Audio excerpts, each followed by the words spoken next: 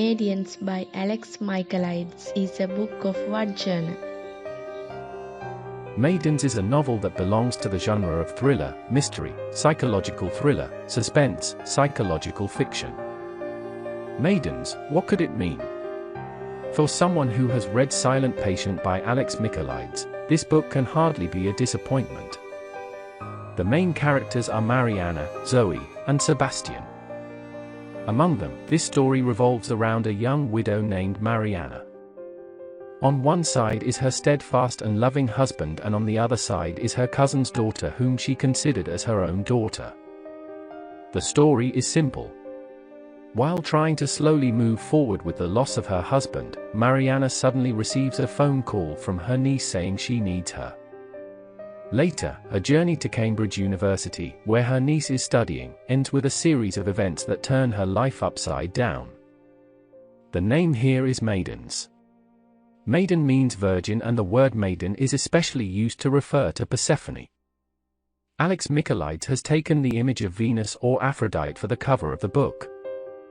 He may have tried to highlight Mariana's undying love for Sebastian by using the goddess of love. If a book is supposed to nourish one, this fills that gap. If you read this with an open mind, it will nourish you spiritually as well as literally. Laurie Halse Anderson wrote the book Fever 1793 based on which event? The yellow fever epidemic that began in the summer of 1793 invaded Philadelphia, the capital of America at that time. At that time, Marie Curie, who was on the threshold of a young age, inherited a peaceful life by running a coffee shop in the city with her mother and grandfather. But then the flu epidemic turned her life completely upside down. Marie Curie recovers from illness and faces society and life as a courageous woman at a time when she loses her loved ones. This is a wonderful story of how she bravely overcomes life. The yellow fever epidemic that hit Philadelphia in 1793 is a real event. The rarity here is that this fiction has been created with the background of that true event and real society. Therefore, it is known that this is a fictional story only because it is stated as such. At the beginning of each chapter, some of the news reports that have been published at that time have been mentioned in a way that suits the event of that chapter. So it has got a more realistic face. What is On the Night of the Seventh Moon about? On the Night of the Seventh Moon. It's a love story. But not limited to love only, a love story that wonderfully mixed nature and other magical things. Len Chan and Maximilian are the lovers in that love story. It was amazing to meet them. The ancient Black Forest was where their first encounter took place. Not only the fog, the mountain ranges, but also the mysterious magical creatures and gods that live in the coniferous forests in Greek mythology create images in our minds. However, the flow of that love story is a tragedy. Their breakup is pathetic. The ending is unexpected. People are different. Love is amazing. It really is. On the Night of the Seventh Moon cannot be reduced to one note. So if you want to experience that love with them, you must read On the Night of the Seventh Moon. Why is Marie Curie's notebook considered one of the most dangerous books in the world? Marie Curie's notebooks are radioactive. She died in 1934 of aplastic anemia. Likely due to so much radiation exposure from her work with radium. Marie's notebooks are still today stored in lead-lined boxes in France, as they were so contaminated with radium. They are radioactive and will be for many years to come. Radium, after all, has a half-life of 1,600 years. Not only her books, but the used clothes, everything in the house is dangerous. Because Marie worked with radiation. Or with radioactive materials. She did not know that so many things could happen from them when she was investigating them. So, because of that, she was also carrying plutonium and thorium pieces in her pocket. Marie, together with her husband Pierre, won the Nobel Prize for Physics in 1903, and the global honor was first placed on the edge of Curie's name. Marie then won the Nobel Prize in Chemistry again in 1911.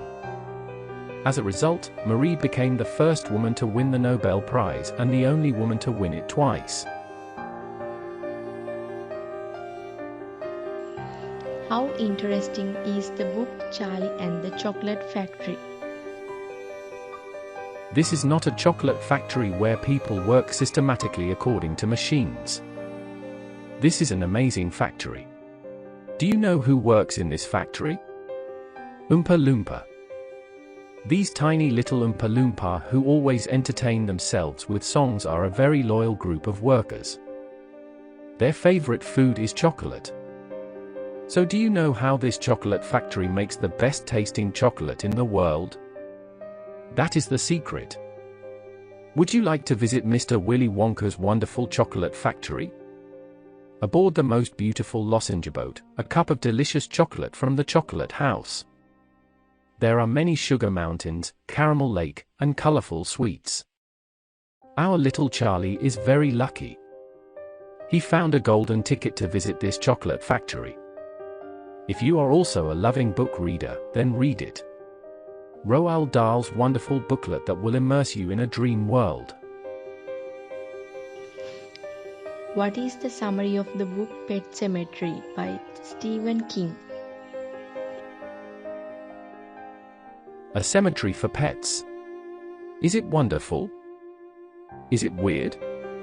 From the moment you start reading it thinking it's something wonderful, everything starts to become strange. Will Louis Creed and his family inherit the goal of living a normal and quiet life? Will life in Maine be as easy as imagined? Did his neighbor bring happiness? The first day at work is a disaster. Suppose it happened by accident. But how did it connect the beginning, middle, and end of a tragedy? Is all this evidence of a crime?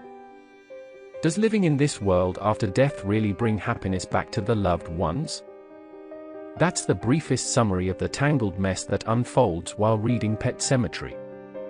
Pet Sematary is a 1983 horror novel by American writer Stephen King. The novel was nominated for a World Fantasy Award for Best Novel in 1984, and adapted into 2 films. Crime and Punishment by Fyodor Dostoevsky is a book of which content? The 2 words crime and punishment are 2 words that are naturally intertwined. Punishment for crime is not always legal. Any criminal will always suffer his own punishment in his own unique ways. And that is the most severe punishment. However, a different kind of analysis of the crime has been presented in this book. The basic essence of this is that the crime is somehow justificated from the perspective of the offender. The story revolves around a third-class young man named Rodion Raskolnikov, who has been well analyzed how the path to crime opens up through the poverty, social abuse and persecution of the society at that time.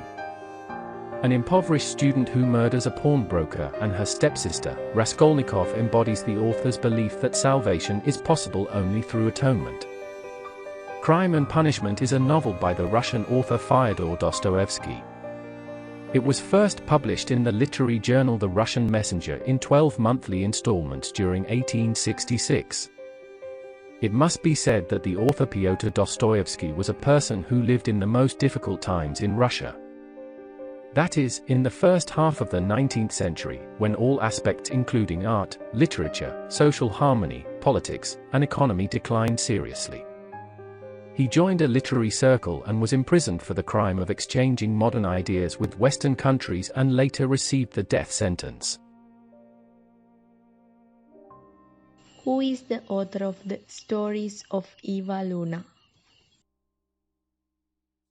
The author and the book are so close to the heart that the name of Isabelle Allende comes to mind next to the word Eva, and the name Eva comes to mind next to the word Isabelle. So how can Eva not tell the stories of Isabelle Allende while she is writing on her pen?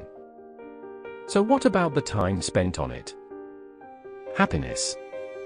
It is really wonderful. Eva's stories may not be true. But these stories have all the vitality, sometimes curiosity that should be in a story. Here are the stories written together about the beauty, praise, love, sadness and hope about her being attached to a woman. A woman has not one but several souls. It can be found in a number of stories. The Stories of Eva Luna is a collection of Spanish-language short stories by the Chilean-American writer Isabel Allende. It consists of stories told by the title character of Allende's earlier novel Eva Luna.